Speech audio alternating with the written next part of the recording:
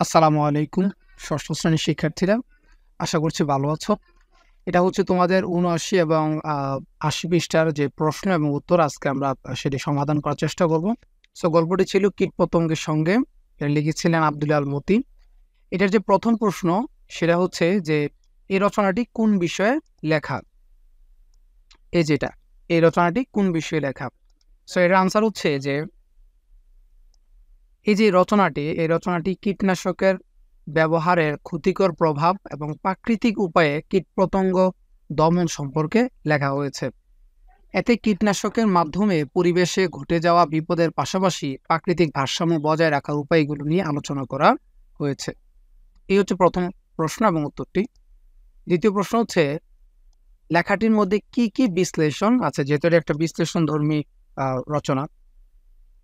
So এটার উত্তর হবে লেখাটিতে আসলে বিভিন্ন ধরনের বিশ্লেষণ করা হয়েছে। আমরা যদি 4টা পয়েন্ট লিখি, প্রথমটা হচ্ছে যে কীটপতঙ্গ ও অন্যান্য প্রাণীদের উপকারিতা এবং কিভাবে তারা কৃষিতে সহায়ক হয় সেটি। 2 নম্বর হচ্ছে কীটনাশকের ব্যবহারে কিভাবে পরিবেশে এবং খাদ্য শৃঙ্খলে বিষক্রিয়া ছড়ায়। 3 নম্বর কীটনাশক ব্যবহারের পরিণাম সম্পর্কে পরিবেশ দূষণ এবং বিভিন্ন প্রাণীর মৃত্যু। 4 নম্বর প্রাকৃতিক উপায়ে কীটপতঙ্গ দমন করার উপায় এবং প্রয়োজনীয়তা। এই 4টি বিষয় মূলত এখানে হাইলাইটস করা হয়েছে। 3 নম্বর প্রশ্ন হচ্ছে বিবরণমূলক লেখার সাথে এই লেখাটির কি কি অমিল আছে। সো বিবরণমূলক লেখায় সাধারণত কোনো বিষয়ের বিস্তারিত বর্ণনা করা হয়, যেখানে নির্দিষ্ট কোনো ঘটনা বা বিষয়ের বর্ণনা দেওয়া হয়। এই লেখাটিতে তা কেবল বর্ণনা করা হয়নি, বরং কীটনাশকের ব্যবহারের কারণে পরিবেশে ঘটে যাওয়া বিভিন্ন সমস্যার বিশ্লেষণও দেওয়া হয়েছে। তার মানে এই গল্পটিতে শুধুমাত্র বিবরণী দেওয়া হয় নাই, বিভিন্ন সমস্যার বিশ্লেষণও করা হয়েছে।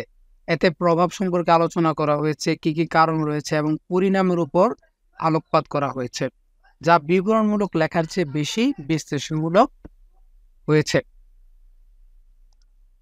4 নম্বর প্রশ্ন তথ্যমূলক লেখার সাথে এই লেখাটির কি কি অমিল আছে। সো এর আনসার হচ্ছে যে তথ্যমূলক লেখায় সাধারণত নির্দিষ্ট তথ্য উপস্থাপন করা হয়, যেখানে লেখকের ব্যক্তিগত মতামত বা বিশ্লেষণ থাকে না। তবে এই লেখায় আমরা লক্ষ্য করেছি যে কীটনাশকের ব্যবহারের ফলে ঘটে যাওয়া বিভিন্ন সমস্যার উপর লেখকের মতামত এবং বিশ্লেষণ রয়েছে। এতে পরিস্থিতির গভীরতা বোঝাতে সাহায্যকারী ব্যাখ্যাও দেওয়া হয়েছে। কবি কিন্তু ব্যাখ্যা দিয়েছেন আব্দুল আল মতি, যা একটি সাধারণ তথ্যমূলক লেখার চেয়ে কি আলাদা। 5 নাম্বার এবং শেষ প্রশ্ন হচ্ছে এই লেখা থেকে নতুন কি কি জানতে পারলো। অবশ্যই তোমরা আগে গল্পটি পড়বে, দেন হচ্ছে নিজে যা বুঝেছে সেটি লিখবে। আমরা শুধুমাত্র একটি নমুনা উত্তর দেওয়ারই চেষ্টা করি। সো এই লেখা থেকে আমি বেশ কিছু নতুন তথ্য জানতে পেরেছি। তার মধ্যে কয়েকটি উল্লেখযোগ্য হলো 3টা পয়েন্ট করা হয়েছে। যে 1 নম্বর কীটনাশক ব্যবহারের মাধ্যমে পরিবেশ ও খাদ্য শৃঙ্খলে বিষক্রিয়া ঘটতে পারে।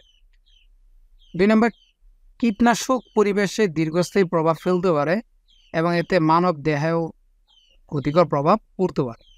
3 নম্বর এবং খুব গুরুত্বপূর্ণ, সেটা হচ্ছে পরিবেশে প্রাকৃতিক ভারসাম্য বজায় রাখার মাধ্যমে কিভাবে পোকামাকড় দমন করা যায় সেই বিষয়টা কি আমরা জানতে পারলাম। এই ছিল আমাদের 5টা প্রশ্ন এবং উত্তর। পরবর্তী পৃষ্ঠায় অর্থাৎ 80 পৃষ্ঠার মধ্যে আমরা দেখেছি যে এখানে বলা হয়েছে কীটপতঙ্গের সঙ্গে বসবাস রচনায় লেখক যা বলেছেন তা নিজের ভাষায় বলো এবং নিজের ভাষায় লেখো।